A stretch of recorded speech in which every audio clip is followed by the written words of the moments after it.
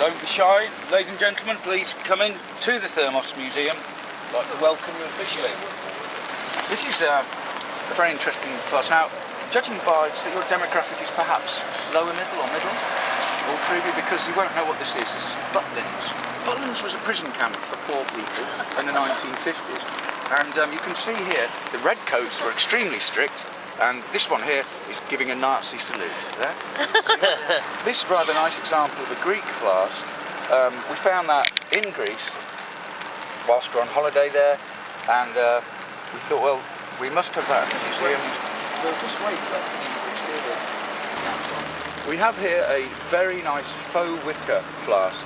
Now that actually was from my childhood and reminds me fondly of the tomato on this piece of bread is plastic because health and safety. We can't have any real food in the museum for various reasons. This is my favourite bit of the museum, the Jimi Hendrix flask. Round of applause please for the Jimi Hendrix flask. This flask, we've only just received this from the Hendrix family, and you see the rather large dent. I mean, there's a lot of dents in the museum, but none of them are that size. That is a dent and a half, and that's where Jimmy tripped up and died. Yes. Here we go. Cool. Now, you're not of no weak heart or nervous disposition. Not yet. We have to ask that. Not yet.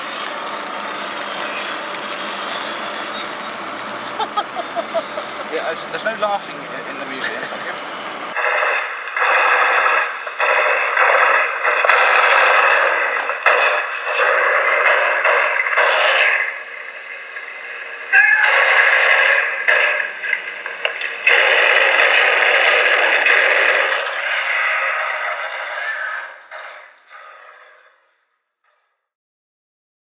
This is the thermos flasks of the world, and unfortunately, because of children, we don't normally let children in the museum, but what it normally revolves, and each flask represents a different country.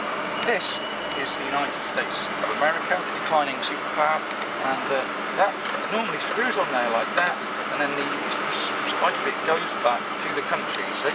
It's quite clever, actually, and this is the clincher. The clincher is, ordinarily, it turns round, see, like that. No talking.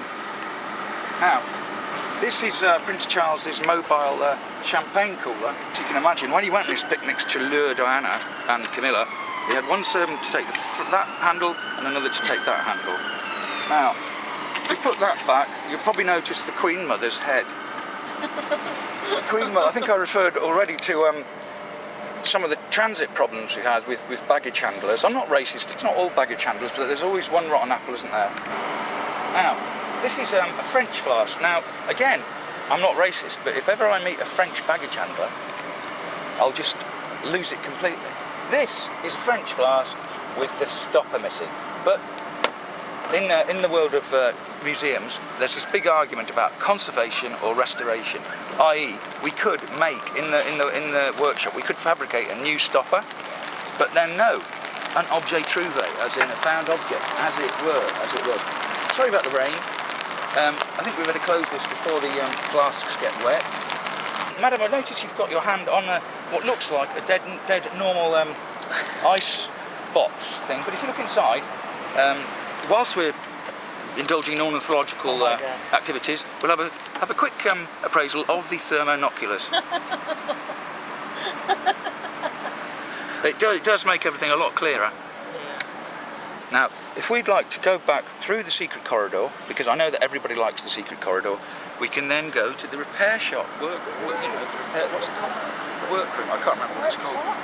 It's got various names, madam. Don't worry about that, madam. This is the last tour. Would anybody like to know what it feels like to be a thermos flask? It's a new part of the museum. You ready, madam? I'm ready.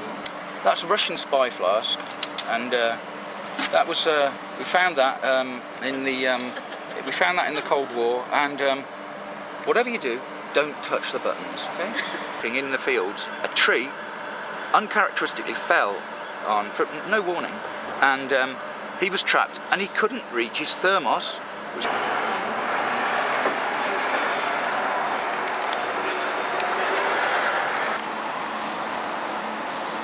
I like the beach park. Did you? This is almost Oh, 3 perfect. Listen to the Mickey. Oh, 3 perfect.